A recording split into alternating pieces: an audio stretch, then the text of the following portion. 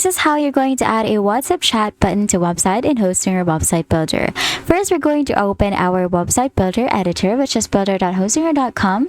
And then first, we're going to make sure that we integrate our WhatsApp page first. So from this website builder, we're going to head over to this left side panel, and then we're going to click on this more button right here, and then we're going to click on integrations.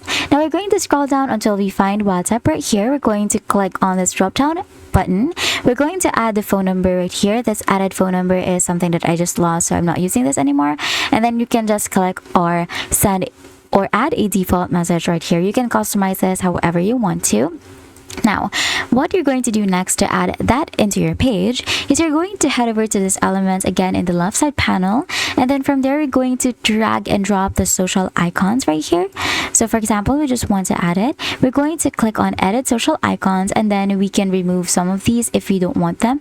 But what we're going to do next is we're going to add a new link. So for this one, you're going to have to create your own social link from WhatsApp. So WhatsApp actually tells us how we can do this. So you can just head over to their frequently asked questions whatsapp.com, and then you can just create your own link from there. You can use this link.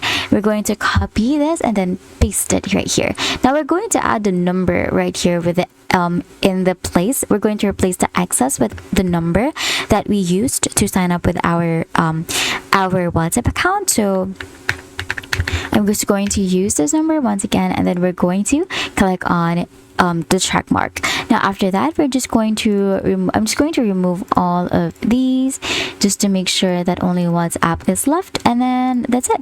You will be able to see this social icon right here.